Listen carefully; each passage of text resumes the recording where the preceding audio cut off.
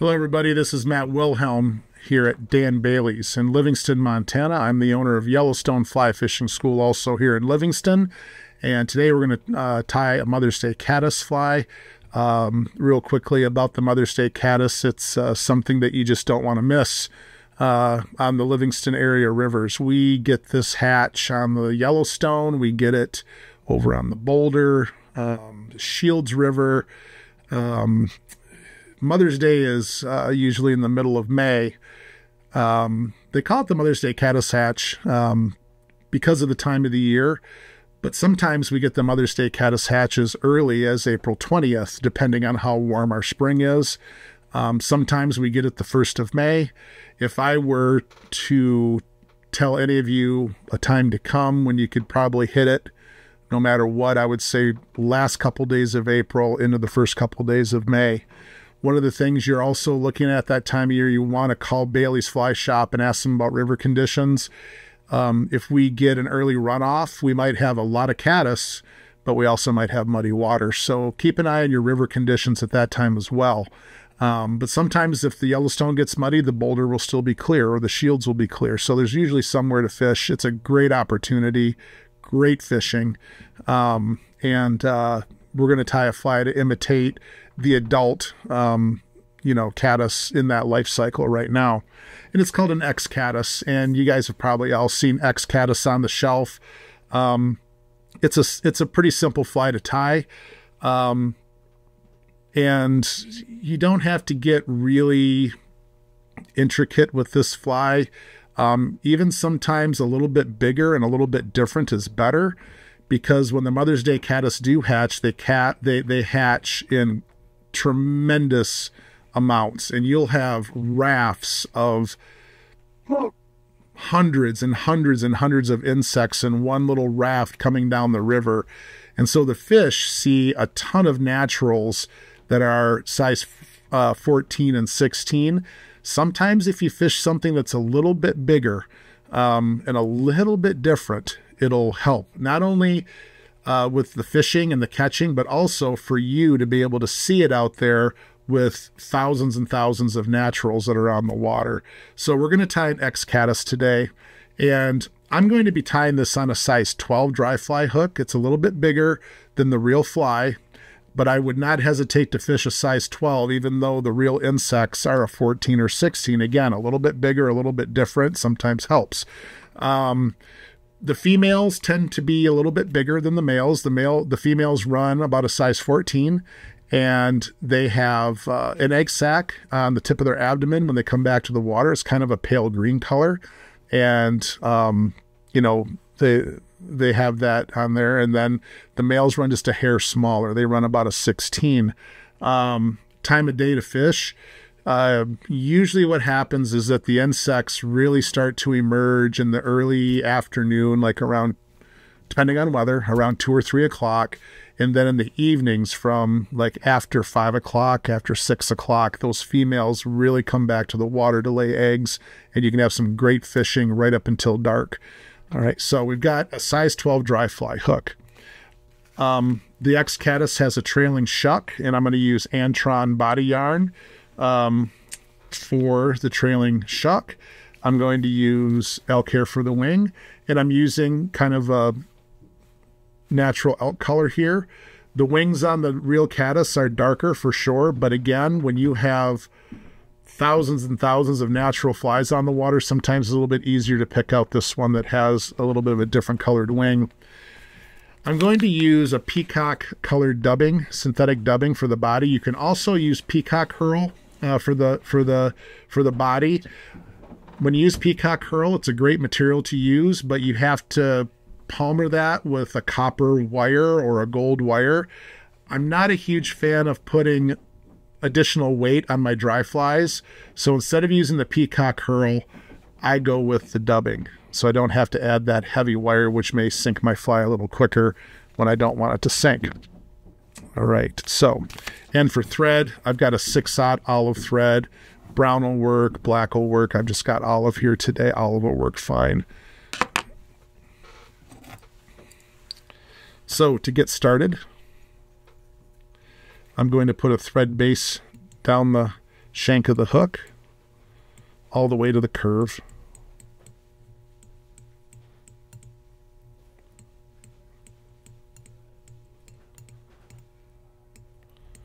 And I'm going to cut off my tag. And then I'm going to take a piece of this Antron yarn. Now, when I cut this Antron yarn off, I'm of the opinion that this diameter is too much, okay? So what I'm going to do with this diameter is I'm basically going to kind of maybe break it in half a little bit to get just a little bit less than that full diameter. All right. And I'm going to trim these butts nice and even. And I'm going to put about maybe the length of the hook above my fingers. I'm going to give the thread a counterclockwise spin. For a right-hander, if you spin the thread counterclockwise, if you've watched any of my other videos, this helps with my big fingers and this smaller hook. When you're attaching materials, if you put a counterclockwise spin, if you're a right-handed tire, if you relax the thread, that thread will lay right against your fingers and will place the thread right at the curve of the hook where you want it. It's a neat little trick. Fly tire named Wayne Llewellyn, who is an amazing tire. I saw him do that one time, and I said, I'm going to do that. And so I'm going to wrap forward over top of these toward the eye, like that. And then I'm going to get rid of what remains right here. Okay. And then I'm going to wrap back to the curve.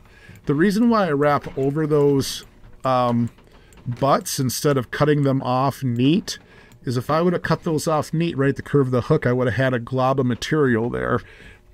By running your thread up the material, your body diameter stays consistent.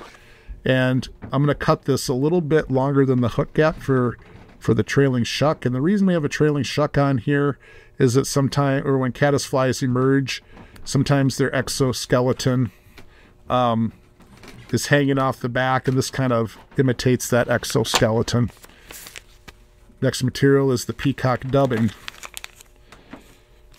Keep in mind, you can also use real peacock herl here with some copper wire. If I were doing that, I would have tied some copper wire in right here first, and then the peacock herl, and wound the peacock herl for the body of the fly instead of the dubbing. But like I said earlier, I don't like to use wire on my dry flies if I can help it. I think it just adds more weight and can sink the fly quicker than it would normally.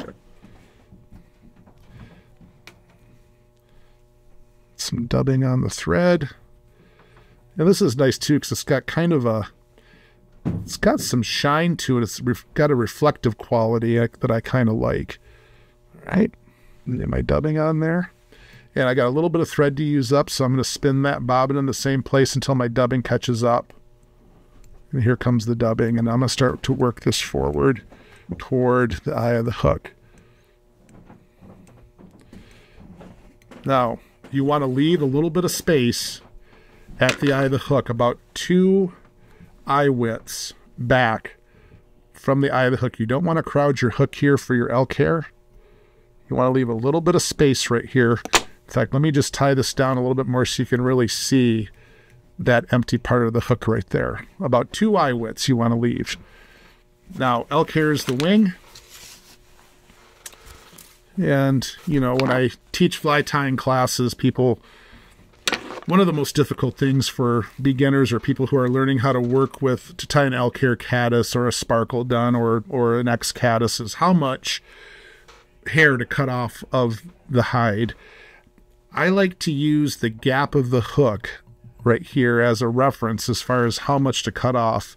And what I'm going to do is I'm going to cut off too much, which is a common mistake that I see people do. I'm going to cut too much off. I'm going to hold it up here, and you're going to see how thick that is. It's like more than twice the hook gap. That would be way too much hair.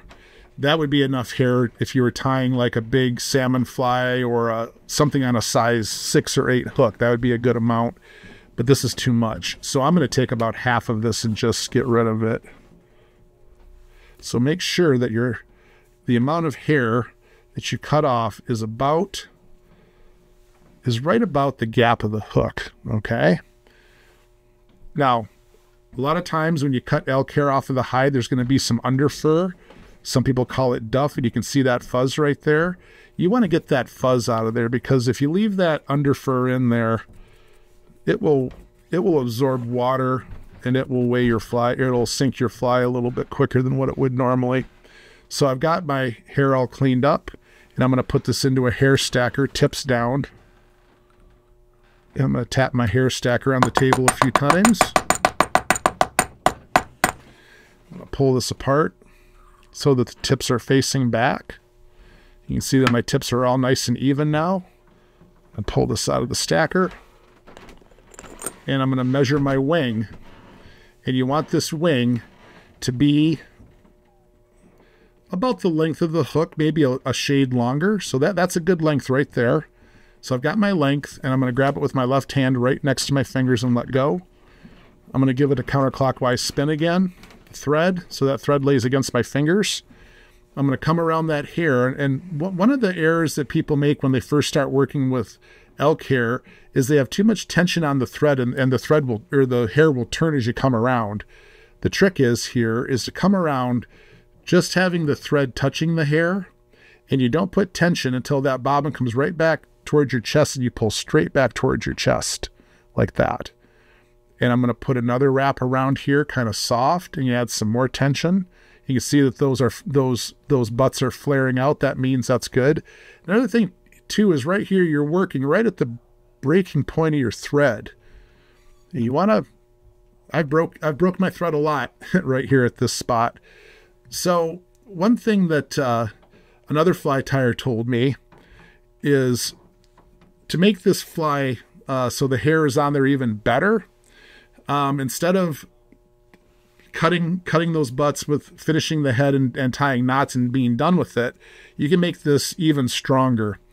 If you take about a third of these butts and you hold them back, and you can see that V, that division right there, if you come around in that space soft and pull again, that's going to make that hair even stronger on there. Pull back another third, come around soft in that division, and then pull again, and then pull them all back and create a head right here.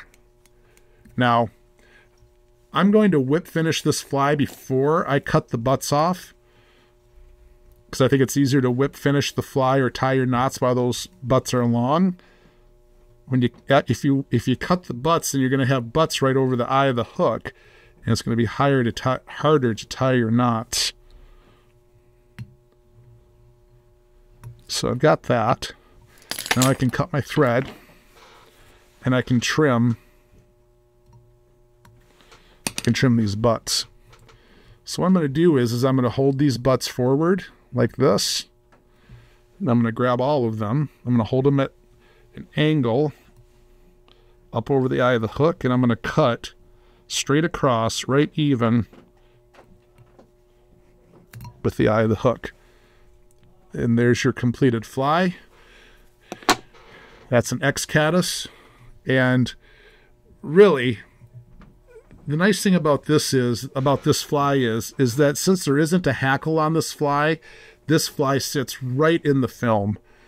And the nice thing about that is when it sits right in the film, the fish, that the whole peacock body is going to be sitting in the film like a natural, and the fish are going to see that.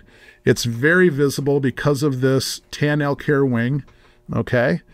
And if you want to be imitative, feel free to use a darker colored elk hair if you want to, but I found this to work just fine.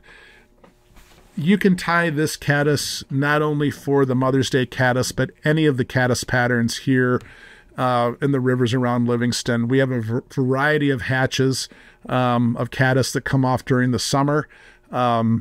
Tan-bodied caddis, olive-bodied caddis, and 14s and 16s. So you can alter your hook size, your body color, to match those different types of caddises that emerge over the summer into September. And then also you have the October caddis that you get on western rivers in Montana, and those are a little bit bigger and they have more of an orange color to them. So Great caddis pattern, easy to tie, and they work. And that's the X-Caddis.